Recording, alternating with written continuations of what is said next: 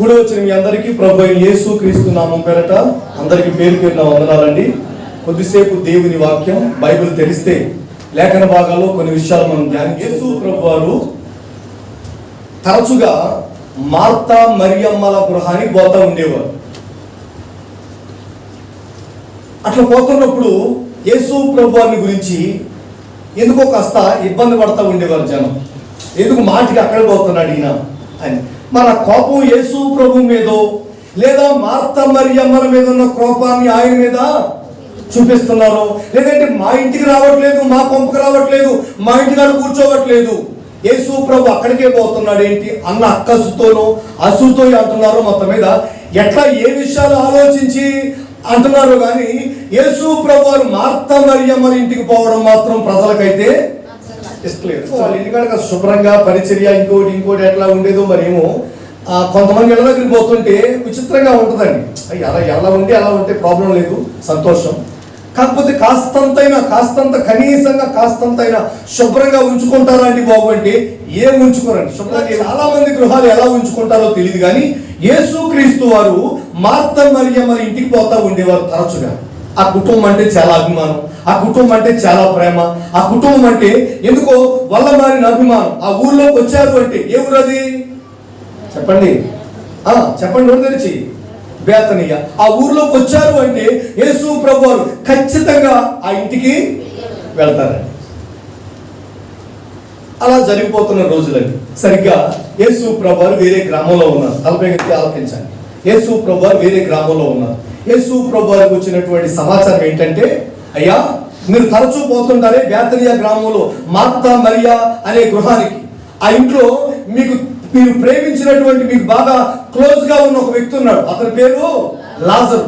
అతడు రోగిగా ఉన్నాడు, చాలా సీరియస్ కండిషన్ అట. అందుకని మీరు త్వరగా వస్తే అతనికి ప్రార్థన చేస్తే అతడు బాగుపడతాడని ఆ కుటుంబం కౌరు పంపించమని తెలియపరిచారు. కనుక మీరు బయలుదేరి రావాలి అని చెప్పేసి అతను వెళ్ళిపోయాడు. యేసు ప్రభుకు ఆ విషయం తెలిసిందా లేదా? తెలిసింది. ఆయన 2 రోజుల పాటు ఇంకా అక్కడే ఉండిపోయాడు. ఇప్పుడు జనం ఏమనుకుంటున్నారంటే ఈ ఇల్లు అంటే ఇంట్లో వాళ్ళంటే యేసు ప్రభు వారికి చాలా చాలా ఇష్టం కదా, చాలా ప్రేమ కదా అని వెళ్ళనుకుంటారు. మరి ఇష్టమైతే త్వరగా వెళ్ళాలి కదా. హల్లెలూయా, హల్లెలూయా. ఇష్టమైతే పరిగెత్తుకు వెళ్ళిపోవాలి కదా.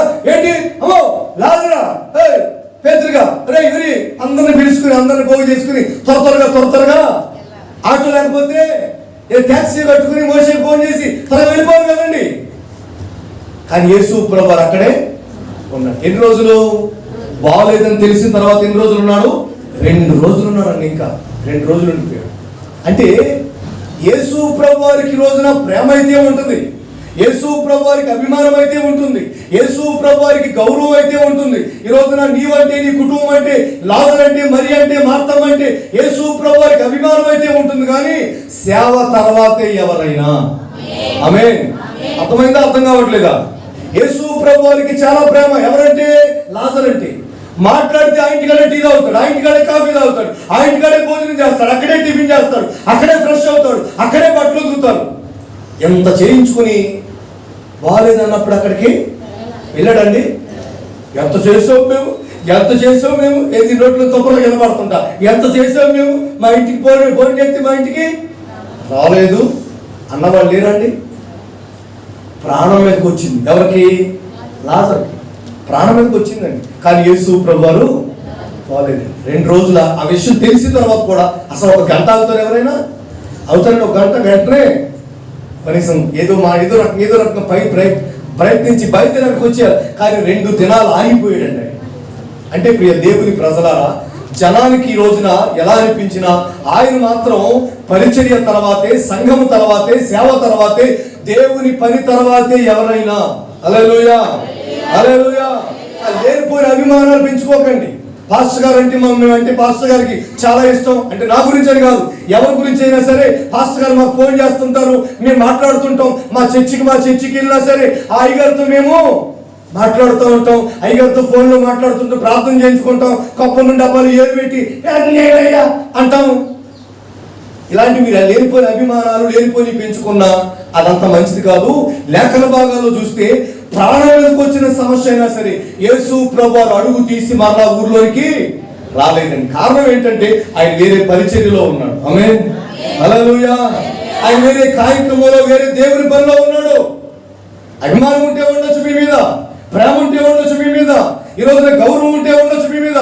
వచ్చినప్పుడల్లా మీరే పరిచయం చేసి వేడిలు పెట్టి స్నానం చేస్తే మట్లుకి ఈ రోజున భోజనం పెట్టి అన్ని సఫర్యలు పరిచర్యలు చేసి ఉండొచ్చు. మీ కుటుంబం చాలా ఖర్చు పెడుతూ ఉండొచ్చు. ఈ కుటుంబం చాలా సేవకి సహకారం చేస్తూ ఉండొచ్చు. అయినంత మాత్రాన నీ గురించి ఆతరపడిపోవాలని, నీ గురించి ఆరాటపడిపోవాలని, నీ గురించి దైవజనులు పరిగెత్తాలి, మీ ఇంటి ముందుకు వచ్చి నిలబడాలి అని మాత్రం అనుకోవద్దు. యేసు ప్రభువారి గురించి ఇంకేమో ఎలా చెప్తే అలా వచ్చేస్తాడు అనుకుని ఉంటారు పాపం మార్త. కానీ యేసు ప్రభువారు రాలేదు. దైవజనుడు మా ఇంటి ముందు చేతులు కొట్టి నిలబడాలా, మేము పెడుతున్నాం కదా, మేము ఇస్తున్నాం కదా, మేము చేస్తున్నాం కదా, మాకు ఏదైనా బాధ వస్తే ఆయన పరిగెత్తుకు రావాలా, లేదా ఎవరైనా పంపించాలా, ఏంటి అసలు దేని గురించి ఆలోచించాలా, అవసరమైతే బండి లేకపోతే ఏ కారు కట్టించుకు రావాలా అనుకోకండి. 2 దినాలు ఆయన అక్కడే ఉండిపోయాడు. ఈ లోపుగా వాడు చచ్చాడని, ఎవరో చచ్చాడని మళ్ళా కబురు వచ్చేసింది. ఇక్కడే ఉన్నాడు, నేను ఇంకా వెళ్ళలేదు. లాజరు చనిపోయాడని కబురు వచ్చేసిందా లేదా? వచ్చేసింది. ఆ తర్వాత నిదానంగా, అప్పుడు కూడా కంగారు పడలే, ఆ తర్వాత నిదానంగా అక్కడికి వెళ్ళొస్తే బాగుంటుందేమో. ఎక్కడికి లాజరు చనిపోయాడంట, లాజరు నిద్రపోతున్నాడు, లాజరు ఇలా అని తెలిసింది. అతను నిదానంగా వెళ్తా అన్నాడు. పదండి బయలుదేరి వెళ్ళొద్దాం అన్నట్టుగా. అది గట్టిగా కాదు, అది ఎట్లా అండి, అది కూడా గట్టిగా వెళ్ళాలంటారు చూడండి, అట్లా కాదు. ఇలాగైందని చెప్తున్నారు, ఇలా అంటున్నారు, వెళ్ళొస్తే పదం అట్లా ఊరికే అలా అన్నట్టుగా అట్లా అన్నాడండి. హల్లెలూయా. ఈలోగా ఒకడు అన్నాడు, అసలే వాళ్ళకి నీ మీద ఎక్కడ దాకా, యూదులకి నీ మీద పీకల దాకా ఉంటుంది. మొన్న అనగా ఎప్పుడు ఆ సోమవారం డాక్టర్ డబ్బులు కడతా జనమంది వెళ్తున్నప్పుడు వచ్చింది కబురు నీకు. వెళ్ళావా? వెళ్ళలేదు. ఎందుకంటే అందరిలో వెళ్తే కనబడరు కదా, వెళ్ళలేదు. ఇప్పుడు ప్రత్యేకంగా సత్యాన్ని తెలిసిన తర్వాత ఇప్పుడు వెళ్దాం అనుకుంటున్నావు. వాళ్ళేమన్నా ఊరుకుంటారా? సావుగొట్టి చెవులు మోస్తారు. మీ బైబిల్లో చదువుకున్న తర్వాత సావుగొట్టి చెవులు మోస్తారు. అరే ఏది పేదరి గారు ఆనందం కానీ ఇలా కట్టి అటు బయలుదేరుతున్నారండి వీళ్ళంతా, హడావుడి చేస్తుంది త్వరగా వెళ్దామని. ఈ పేరు ఎక్కడికి? ఆయనతో పాటు వస్తావా ఏమన్నా? ఇట్లానే అన్నాడు. ఎవరు ఈ మాట అన్నది? తోమా గారు అండి. తోమా గారు, ఇది మద్రాసు వచ్చారని చెప్పానే. ఈ తోమా గారు ఈ పేదరి గారు వాళ్ళ కంగారు పడి వాటర్ బాటిల్ నీళ్ళు బట్టి మనం తిప్పుతుంటే హడావుడిగా బయలుదేరదాం అనుకుంటుంటే అప్పుడు ఈ తోమా అన్నాడు, యాడియా ఎక్కడికే? ఆయనతో పాటు శ్రద్ధమనా? అక్కడికి వెళ్తే ఆయన అలాగే రాళ్ళతో సాగుబట్టి చెవులు మోస్తారు. ఆయనతో పాటు సస్తావా వెళ్ళి ఏంటి ఎక్కడికి పోయేది అన్నట్టుగా జనానికి కొంతమంది ఈ మాటలు చెప్తున్నాడు తోమా గారు. మొత్తానికి ఎట్లయితే బయలుదేరి వెళ్ళారండి. దేవునికి స్తోత్రం కలుగుతుంది. హల్లెలూయా. మొత్తానికి ఎట్లయితే పోయారండి. కొన్నిసార్లు మనకు బాధ కలిగినా, కొన్నిసార్లు మనకి ఇబ్బంది కలిగినా, ఏంటి మా ఇంటికి రావట్లేదు, ఆ ఇంటికి వెళ్తున్నారు, ఆ ఇంటికి పోతున్నారు, ఏంటి మా ఇంటికి రావట్లేదు, మా దగ్గర ఎందుకు పోయించేది, ఇట్లాంటి చిన్న చిన్న విషయాలు వస్తుంటాయండి. అసలు యేసు ప్రభువారికి ఎవరైనా ఒకటే. దేవునికి స్తోత్రం. హల్లెలూయా, హల్లెలూయా. కాకపోతే మేము చేస్తున్నాం, మేము ఇస్తున్నామని లేనిపోని అజమాయిషి, లేనిపోని అధికారం, లేనిపోని అట్లాంటివి ఏం ప్రదర్శించకండి. మేము చేస్తున్నాగా ఇస్తున్నాం కాదని సంఘం మీద, సేవ మీద, దైవజనుల మీద అలాంటి అభిప్రాయాలు మాత్రం పెట్టుకోవద్దు. పరిచర్య తర్వాతే ఎవరైనా నిజమైన దైవజనుడికి. దేవునికి స్తోత్రం. హల్లెలూయా, హల్లెలూయా. మళ్ళా పాస్టర్ గారు వచ్చి మీ ఇంట్లో మసాలా నూరు పెట్టాలా? కొంతమంది ఉన్నారండి, కొంతమంది మా అమ్మగారు వంట చేస్తారు వచ్చి, ఆ తర్వాత పెంట కూడా చేస్తారు. విచిత్రమైన వ్యక్తులండి కొంతమంది అండి. మా అమ్మగారు వంట చేస్తారు, నీకు వంట చేస్తారా? ఏంటది? ఏం పనులు అవి? ఆ తర్వాత ఏమవుద్ది? తర్వాత అమ్మగారు సంసారం కూడా చేస్తుంది అక్కడ. పిచ్చి పనులు కదండి ఇవన్నీ. హల్లెలూయా. చెప్పండి చేతులు ఎత్తి గట్టిగా. హల్లెలూయా. సేవకుడిగా దైవజనుడిగా ఆయన రాకపోతే వీళ్ళు బాధపడ్డారో లేదో మొత్తం మీద అజమాయిషి మాత్రం కొంతమందికి అలమాయిషి మాత్రం మంచిది కాదు. సరే, యేసు ప్రభు వారు బేతనియ గ్రామానికి వెళ్ళాడు. వెళుతుంటే ఈ విషయం ఆ నోట ఈ నోట చూడండి ఆ నోట ఈ నోట యేసు ప్రభు వారు తన శిష్యులతో కలిసి బృందంతో కలిసి ఆయన వస్తున్నాడు అనే సంగతి ఏ ఇంటికి తెలిసింది? ఎవరి ఇప్పుడు ఫోన్లు ఉన్నాయా లేవా? అప్పుడు ఫోన్లు ఉన్నాయా? లేవు.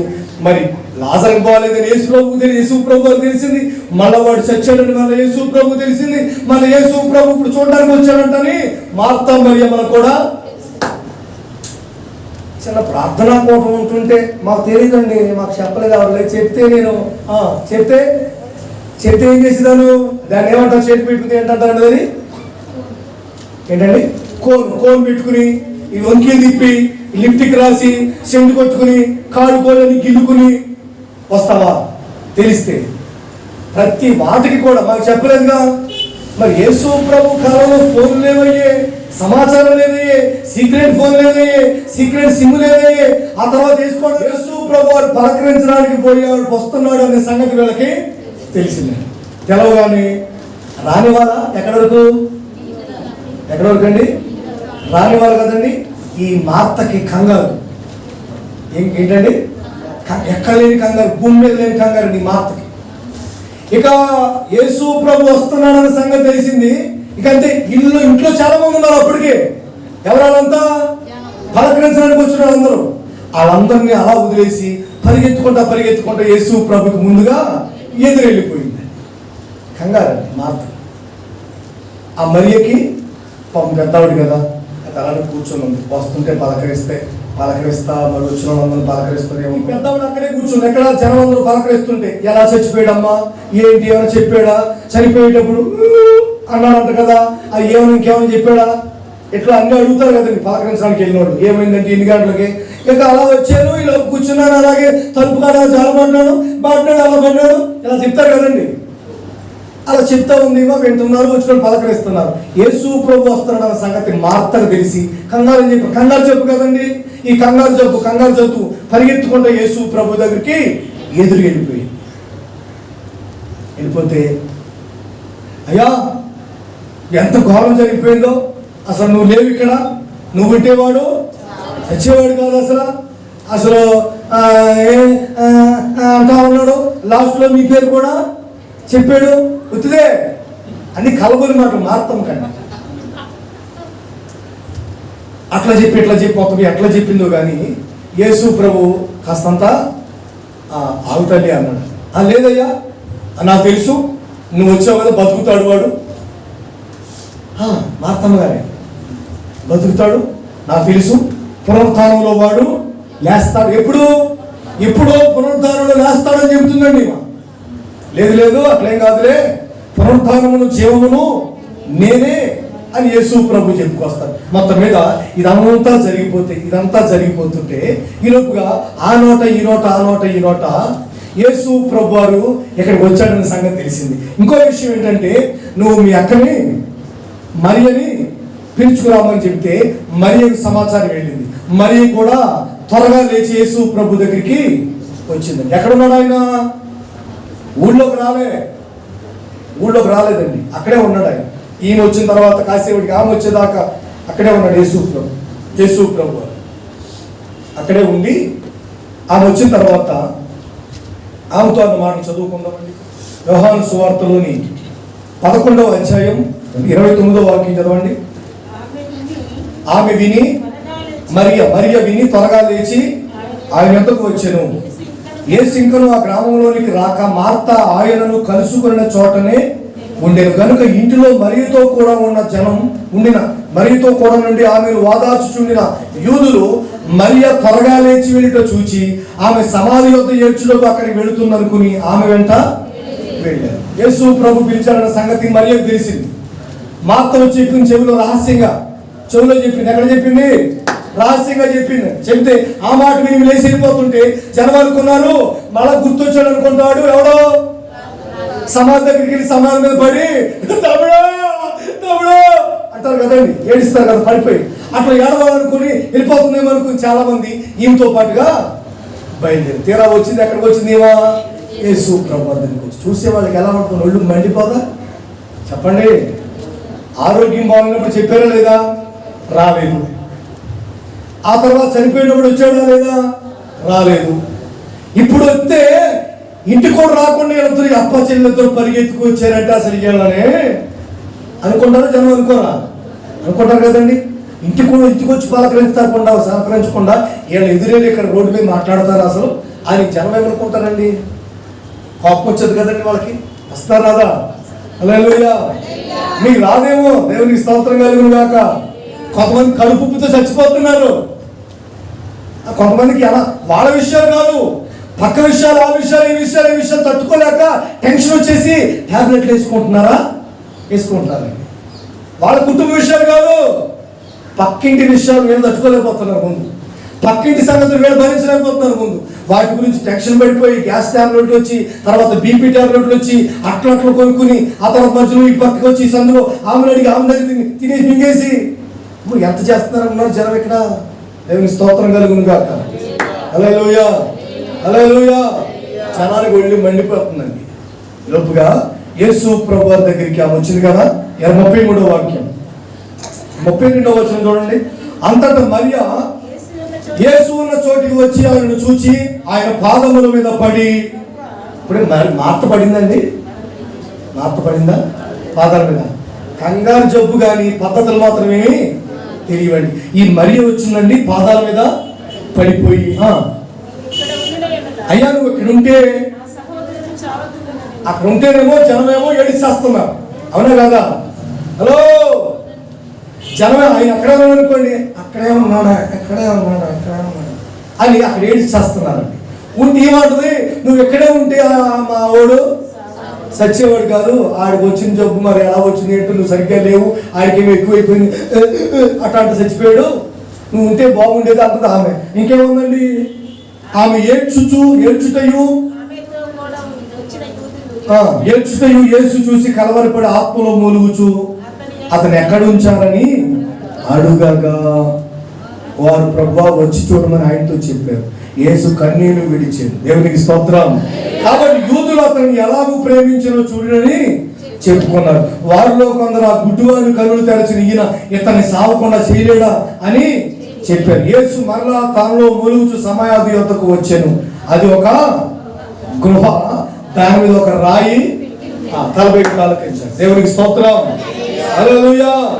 చాలా సార్లు విన్నారా ఈ మాటలు? విన్నారు కదండి, విన్న విషయాలే కదండి. మరలా అయినా సరే ఆసక్తిగా వింటున్నందుకు దేవునికి స్తోత్రం కలుగును గాక. హల్లెలూయా. చాలా సార్లు విన్న సంగతులే, కాకపోతే ఇంకా ఎందుకు ఆసక్తిగా ఆలకిస్తున్నారు? కొత్తగా కాదు, ఆసక్తిగా ఆలకిస్తున్నారు. మరి నాకు అర్థమవుతుంటుంది కదండి, ఆలకిస్తున్నారు లేదు, అందరూ గమనిస్తున్నారు ఈ మాటలు. అక్కడికి వచ్చేసరికి చూపించండి ఎక్కడ పెట్టారంటే యేసు ప్రభుని తీసుకొస్తే మరియా, మార్త, ఊళ్ళో జనం అందరూ యేసు ప్రభుతో పాటు వాళ్ళతో పాటు అందరూ కలిసి వచ్చారా. వచ్చిన వాడు యేసు ప్రభుని చూపించారు, ఇదిగో ఎక్కడ పెట్టామని. అక్కడేమో అడ్డంగా ఏముంది? ఓ రాయి ఉందండి. దేవునికి స్తోత్రం కలుగును కాక. అప్పుడు యేసు ప్రభు అన్న మాట ఏంటంటే, దేవుని ప్రజలారా, అప్పుడు యేసు ప్రభు అన్న మాట చూడండి. యేసు ఇది 39వ వాక్యం.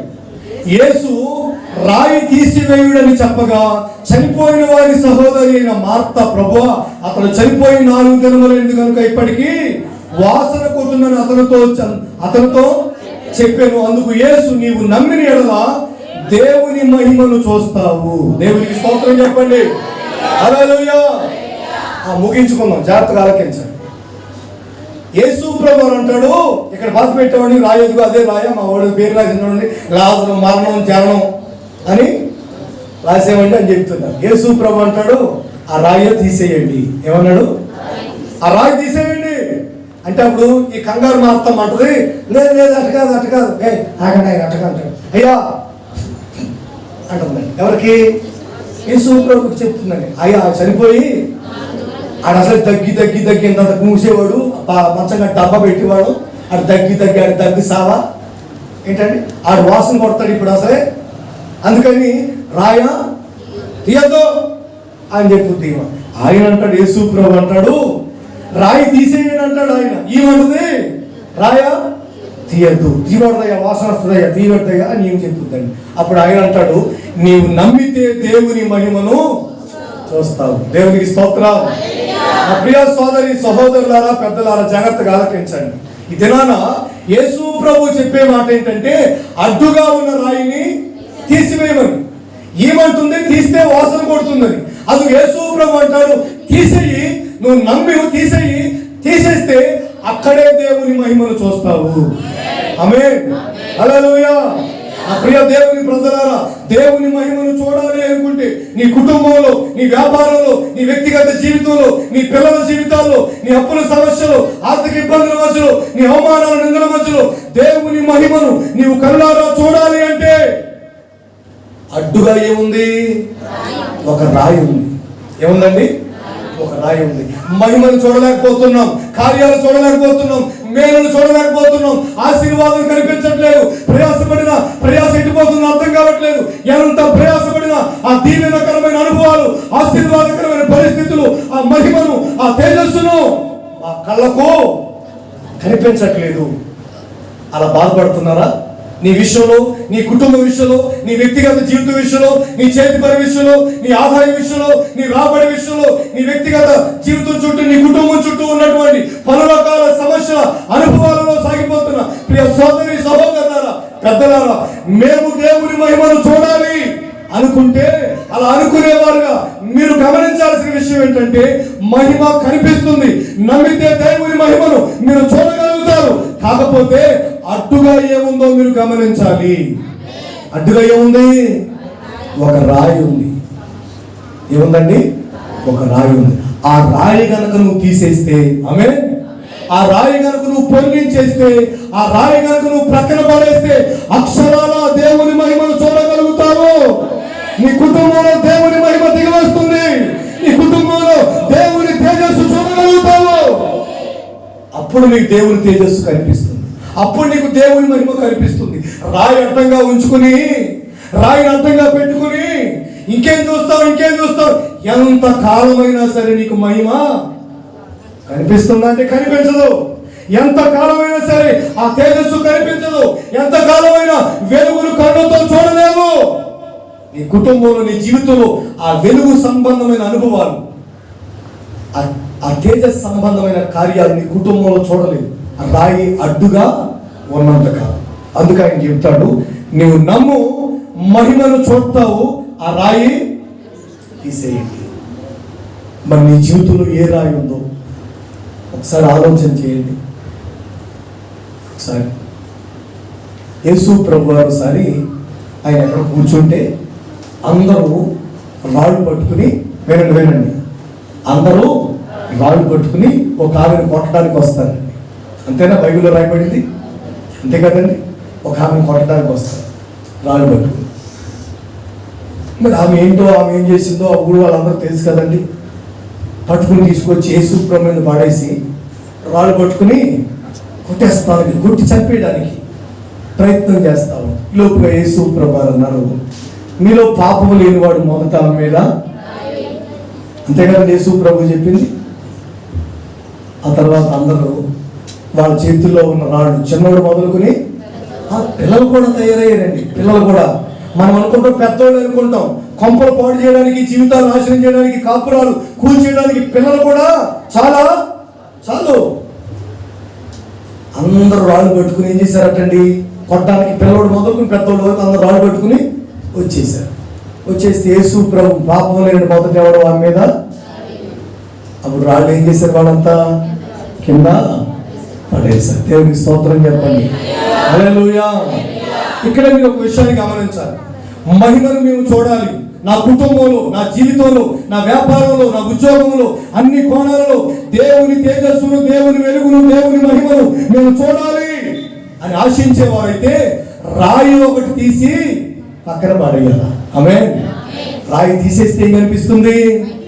మహిమ కనిపిస్తుంది. ఏ రాయి అండి పాస్టర్ గారు అంటే, ఎంతసేపు ఎదుటి వారిని ఆడిపోసుకోవడం అనే రాయిని జీవితంలోంచి తీసేయాలి. ఎంతసేపు ఎదుటి వారి మీద నిందలు వేయడం, ఎంతసేపు ఎదుటి వారి మీద ఆడిపోసుకోవడం, ఎంతసేపు ఎదుటి వారికి పేర్లు పెట్టడం, ఎంతసేపు ఎదుటి వారికి మార్కులేసి ఆ పనికి మాని పని మానుకో, ఆ పని మానుకో. వాళ్ళకి మార్కులు వేసేదేంటి నువ్వు? వాళ్ళు నిందించేదేంటి? వాళ్ళు అవమానపరిచేదేంటి? వాళ్ళ పేర్లు పెట్టేదేంటి? వాళ్ళ విషయం నీకెందుకు? తోటి వారిని ఎందుకు హింసించాలా? రాళ్ళు పట్టుకుని ఎందుకు బాధించాలా? చోటిపోటి మాటలతో ఎందుకు విమర్శించాలి? నీవు లేనిపోయినవన్నీ ఎందుకు వాళ్ళ మీద నీ జీవితంలో? నీకు ఈ పని ఏంటి? ఆ రాయి తీసేస్తే ఆమె ఏ రాయి?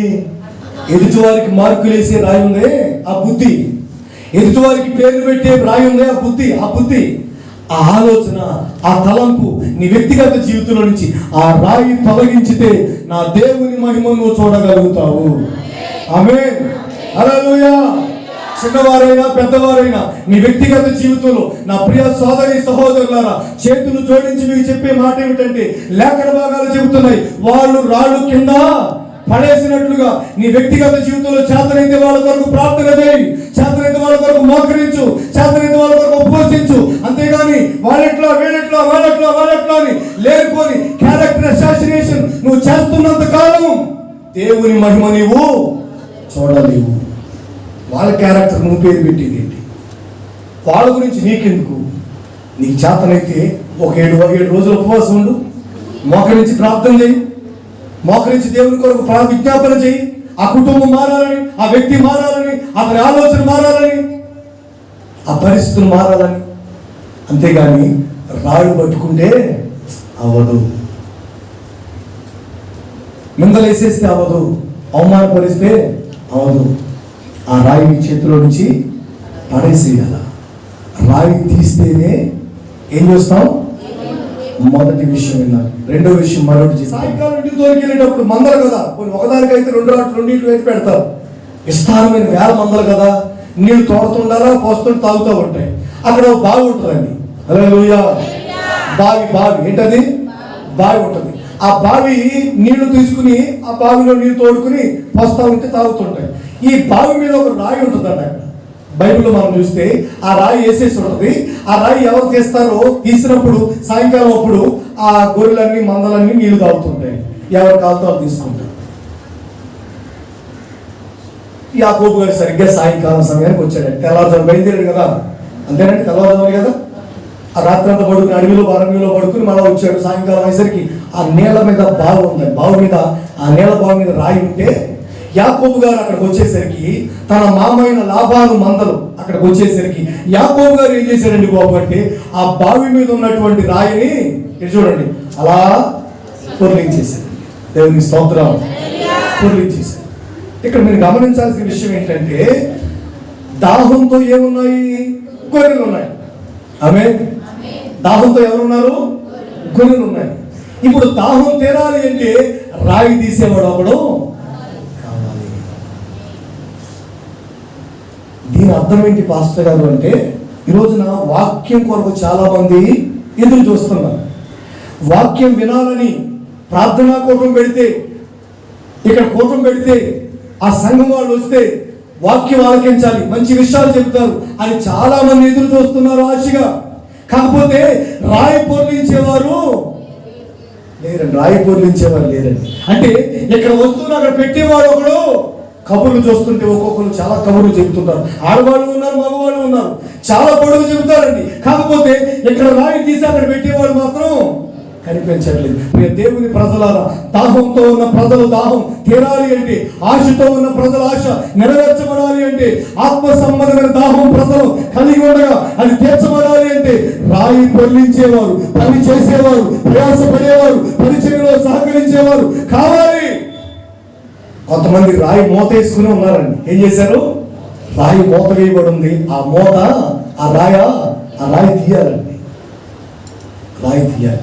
దాని అర్థం ఏంటంటే నిర్లక్ష్యం, అశ్రద్ధ అని రాయి తీసివేసి ప్రజలు దాహం తీరేటట్లుగా నీ వ్యక్తిగత జీవితంలో నీ నిర్లక్ష్యాన్ని, నీ అశ్రద్ధను, నీ బద్ధకాన్ని విడిచిపెట్టాలి. ఆమేన్, హల్లెలూయా. మరో విషయం ఏంటంటే, దాహం తీరాలి అంటే చాలా మంది చేయాల్సిన పని ఏంటంటే అడ్డుగా ఉన్న రాయిని తొలగించాలి. ఏంటండి అడ్డుగా ఉన్న రాయి అంటే, కొంతమందికి ఇవ్వడానికి మనసు రాదండి, అదో రాయి లాంటి మనసు. ఇవ్వడానికి ఆలోచన రాదండి, అదొక రాతి ఆలోచన. ఇవ్వడానికి ఏమాత్రం బుద్ధి కొట్టదండి, అదొక రాతి బుద్ధి. అన్ని బాగుంటాయి, కాకపోతే ఇవ్వడానికి మాత్రం బుద్ధి పుట్టదు. ఆ బుద్ధి మారాలి, ఆ రాయి తీసేయాలి. తీస్తే చాలా మంది దాహం తీర్చబడుతుంది. ఆమేన్, హల్లెలూయా. పరిచర్య అవసరాలు తీర్చబడాలి అంటే, సేవ అవసరాలు తీర్చబడాలి అంటే, దైవజనులు పోషించబడాలి అంటే, దైవజనులు సంతోషంగా ఉండి దేవుని సేవలో బహువిరివిగా వాడబడుతూ ప్రజలందరి ఆత్మీయ దాహం తీరినట్లుగా వాక్యమనే నీటిని పట్టుకుని ప్రజల మధ్యలోకి సేవకులు వెళ్ళగలగాలి అంటే నీవు రాయి తీయాలి. ఆపేసి కూర్చున్నావే, ఇవ్వకుండా బిగించేసి పెట్టావే, దేవుని మందిరంలోనికి దేవుని సేవకుల చేతిలో రాకుండా బిగించేసుకున్నావే, అదిగో ఆ రాళ్ళు తీసేస్తే ప్రజల దాహం తీర్చబడుతుంది. ఆమేన్, హల్లెలూయా. మీరు నమ్మండి, నమ్మితే దేవుని మహిమను మీరు చూడగలుగుతారు. ఎవరైతే రాళ్ళు తీసేస్తారో ఆ రాయి తీయగలుగుతారు. ఎదుటి వారికి పేర్లు పెట్టే మార్కులు వేసే రాయి నీ జీవితంలో ఉంటే దాన్ని తీసేసాయి. రెండవదిగా పరిచర్యకి వెళ్ళాల్సినటువంటి, ప్రజల దాహం తీర్చాల్సినటువంటి ఆ అనుభవాలు నువ్వెవరైనా బంధించి వేస్తే, ఆపేస్తే వాటిని కూడా, రాయి కూడా నీవు తీసేస్తే ప్రజల దాహం తీరుతుంది. మరొక మాట, ఇంకో రాయి గురించి కూడా నేను చెప్పి ముగించాను. యేసు ప్రభువారు తిరిగి లేచారు. ఆమేన్. ఎక్కడంటే యేసు ప్రభువారు తిరిగి లేచారు. యేసు ప్రభువారు తిరిగి లేస్తానని చెప్పారు. చెప్పినప్పుడు కొంతమంది బయలుదేరి తెల్లవారుజామున అక్కడికి వెళ్ళారు లేదా? వెళ్ళారు. వెళ్ళేసరికి అక్కడ ఏం జరిగిందండి బాబు అంటే, ఆ రాయి పొర్లించబడి, ఆల్రెడీ ఆ రాయిని పొర్లింపబడి ఉండాలి, పక్కన తోయబడి ఉండాలి, తోసేసి ఉంది. ఇప్పుడు వెళ్ళగానే ప్రజలు ఏం చూశారు అంటే, ఏం చూశారు? వెళ్ళగానే ఖాళీ సమాధి చూశారు. దేవునికి స్తోత్రం. మంచి లైన్లో ఉన్నారండి, ఫామ్ లో ఉన్నారు, టకటక సమాధానం చెబుతున్నారు. వెళ్ళగానే ఏం చూశారు ప్రజలు? ఖాళీ సమాధి చూశారు. అంటే యేసు ప్రభు తిరిగి లేస్తానన్నాడు, తిరిగి లేచాడు. లేచిన అనుభవాన్ని ప్రజలు గమనించి ఈరోజు ఖాళీ సమాధిని ప్రజలు చూసి ఆనందించారు. దాని అర్థం ఏంటండి బాబు అంటే, అక్కడ ప్రజలందరూ గమనించింది యేసు ప్రభు చెప్పినట్లుగానే చేశాడు. ప్రజలు చూసింది ఏమిటంటే ఓ సాక్ష్యాన్ని చూశారు. ఆమేన్, హల్లెలూయా.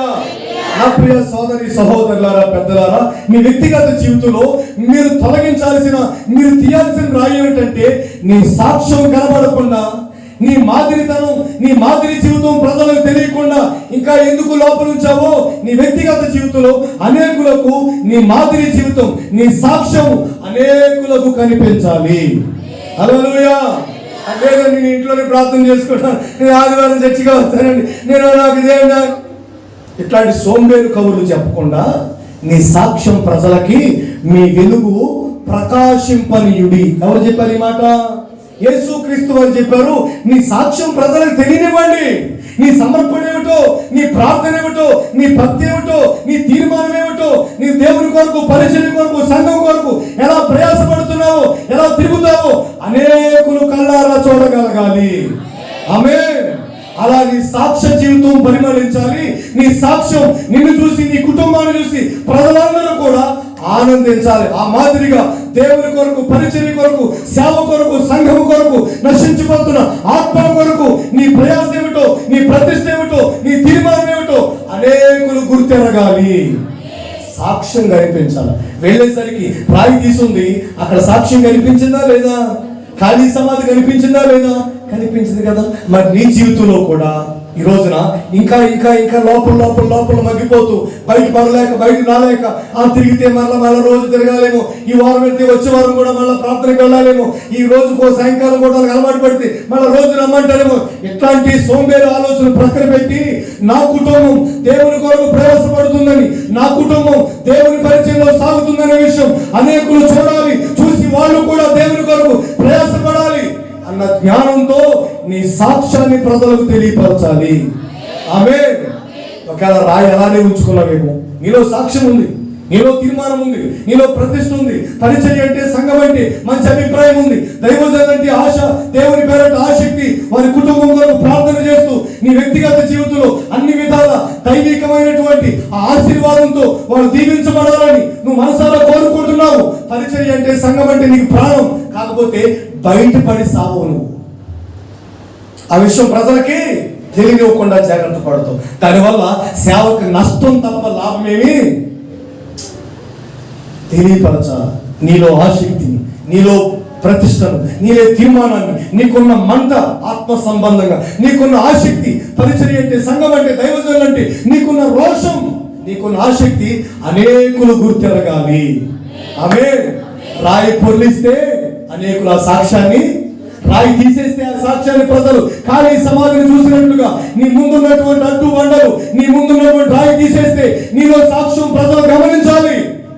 గమనించి అనేకులు తెలుసుకోవాలి ఆయన లేచాడని, అదిగో వాళ్ళ కొరకు బ్రతుకుతున్నారని, సంఘం అంటే ఎంత ప్రేమని, పరిచర్య అంటే ఎంత ఆసక్తి అని ప్రజలు అనేకులు గుర్తెరుగుతున్నారు నీ వల్ల, వాళ్ళు నేర్చుకుంటున్నారు నీ వల్ల.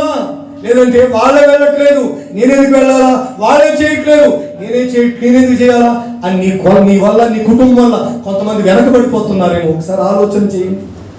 ప్రియ దేవుని ప్రజలారా, నా కుటుంబంలో, నా వ్యక్తిగత జీవితంలో, నా వ్యాపారంలో, నా రాబడిన ఆదాయంలో, నా కుటుంబ జీవితంలో, అన్ని కోణాల్లో నా దేవుని మహిమను చూడాలి, నా దేవుని తేజస్సు నా నట్టింట్లోకి దిగి రావాలి, నా కళ్ళారా ఆయన మహిమ చూడాలి అని కోరుకునేవారు ఎవరైనా సరే మీ జీవితంలో ఇదిగో ఈ 3 రకాల రాళ్ళు తీసి పక్కన పెట్టేసేయండి. యేసు ప్రభువు అంటారు, ఆ రాయి తీయండి. ఏమంట దబ్బే వాసన కొడతాను. లేదు, నువ్వు నమ్మితే దేవుని మహిమను చూస్తావు. మీరు నమ్మండి. ఈ అనుభవాలు మీ జీవితంలో ఉంటే, ఎదుటి వారికి పేర్లు పెట్టి, ఎదుటి వారి మీద నిందలు వేసి, ఎదుటి వారిని అవమానపరిచి, ఎదుటి వారికి మార్కులు వేసి, వారి క్యారెక్టర్ గురించి నువ్వు ప్రచారం చేసి ఈ రాయి తీసేయి. రెండవది, నీ వ్యక్తిగత జీవితంలో నువ్వు చేయాల్సింది ఏంటంటే, ఈ రోజున ఏదైతే ఆపేసావో ఆ రాయి, నూతి మీద దాహం తీరకుండా, అవసరాలు తీరకుండా, అక్కడలు తీరకుండా, పరిచర్య సాగకుండా, పరిచర్యలోకి రావాల్సినటువంటి, ప్రజల అవసరాలు తీరాల్సినటువంటి, సంఘ అవసరాలు తీరాల్సినటువంటి, దైవ సేవకుల అవసరాలు తీరాల్సినటువంటి ఆ నీటిని దైవజనులు, దేవుని పిల్లలు తాగకుండా నువ్వు అడ్డేసేస్తున్నావే, అవి తీసేసి దాహం తీరేటట్లుగా నీ వ్యక్తిగత జీవితంలో ఆ రాయి తీసేయాలి. మూడవదిగా, నీ సాక్ష్యం ప్రజలకు తెలిసేటట్లుగా ఉన్న భక్తిని, ఉన్న ప్రార్థన అలాగే ఉంచుకుని, ఏమాత్రం బయటపడకుండా, ప్రజలకు తెలియకుండా, నీ సాక్ష్యం ప్రజలకు తెలియకుండా నువ్వు జాగ్రత్త పడితే కాదు, ఆ సాక్ష్యం అడ్డుకున్నటువంటి ఆ రాయిని తీసేస్తేనే యేసు ప్రభు ఖాళీ సమాధిని ప్రజలు చూసినట్లుగా నీ జీవితంలో కూడా నీవు కాస్త ముందుకొచ్చి ఆ రాయి పొందించుకుంటే నీ సాక్ష్యాన్ని, నీ పరిశుద్ధతను, నీ ప్రార్థనా జీవితాన్ని, నీ ప్రతిష్టను అనేకులు చూస్తారు. ఆమేన్. హల్లెలూయా. అందులో ప్రేరేపించబడిన వారు ఒకరు బిగ్గరగా స్వరమెత్తి చిన్న ప్రార్థన చేయండి. స్తోత్రం, స్తోత్రం, స్తోత్రం, స్తోత్రాలు తండ్రి, నీకు స్తోత్రాలు చెల్లిస్తున్నానయ్యా. కరుణ సర్వాధికారి నీకు స్తోత్రాలు ప్రభువా. ఇంతవరకు తండ్రి నీకు స్తోత్రం నాయన. ఈ ఆరాధన తండ్రి మహిమకరంగా జరిగించిన దేవా నీకు స్తోత్రాలు చెల్లిస్తున్నాను ప్రభువా. అయ్యా మీకు స్తోత్రాలు తండ్రి. మీరే వస్తున్నారు తండ్రి. అయ్యా మాతో, మా అందరితో ప్రభువా మీరు మాట్లాడిన ఒక్కొక్క మాట కొరకు స్తోత్రాలు తండ్రి. మాలో ఉన్న తండ్రి ఇంకా నా ప్రభువా అడ్డుగోడలు ఉన్న తండ్రి అవి తొలగించుకున్నట్టు ప్రభు సహాయం చేయండి తండ్రి. అవి పెట్టుకున్న తండ్రి భక్తి ముసుగులో తండ్రి చూసినట్టయితే ప్రభు అయ్యా మాకు ఫలితం లేదని మీరు చెప్పిన రీతిగా ప్రభు నీకు వందనాలు తండ్రి, స్తోత్రాలు అయ్యా. అయ్యా అడ్డుగా ఉన్న ప్రతి రాయిని, అడ్డుగా ఉన్న ప్రతి నా తండ్రి ఆ మాటలను ప్రభు దూరపరిస్తే మీరు మహిమను చూస్తారని మీరు పలికిన ప్రతి మాట కొరకు వందనాలు తండ్రి, స్తోత్రాలు. అనేక దాహం తిన్నట్లుగా ప్రభు, అనేక ఆత్మ దాహం తిన్నట్లుగా తండ్రి, అనేక ధారణంగా ప్రభు మీ సేవకు తండ్రి అయ్యా ఖర్చు పెట్టే మనసుని నా తండ్రి ప్రతి ఒక్కరు కలుగు తండ్రి. అయ్యా నీకు వందనాలు చెల్లిస్తున్నాను. కార్యాలు చేసే దేవునిగా ప్రభువా అయ్యా నీకు వందనాలు తండ్రి. అనేకులకు తండ్రి అటు తీర్మానం కలుగుదేమని వేడుకున్నాను ప్రభువా. ఘనకార్యం తండ్రి వందనాలు చెల్లిస్తున్నాను ప్రభువా. అయ్యా నీకు స్తోత్రాలు తండ్రి. ఎన్నడూ ప్రభువా అయ్యా వాక్యాలు ప్రభువా మీరు మాకు వినిపించారు తండ్రి. వాళ్ళ తండ్రి ప్రజలు ప్రభువా ఆశ ఉన్నారు తండ్రి. ఎన్న ప్రతి వారు కూడా ప్రభువా నీకు వందనాలు తండ్రి. ఈ మాటలు ప్రభు గుర్తున్నా తండ్రి. అయ్యా వాళ్ళ మనసులో వారు గుర్తుంచుకుని అయ్యా మాకు అడ్డుగా ఏముంది, అడ్డుగా నాకేముందని ఎవరు ప్రచురించుకుని అడ్డుకున్న ప్రతి బండలు ప్రభువా, అడ్డుకున్న ప్రతి నా తండ్రి అయ్యా ఆలోచన ప్రభుత్వం పంచుకుని మీ మహిమకు పాత్రలు కావడానికి మీరే కృప చూపి మీ ఘననామానికి మేము తెచ్చుకోవాలని నజరేయుడైన యేసు నామములో అడిగి వేడుకుంటున్నాను తండ్రి. ఆమేన్.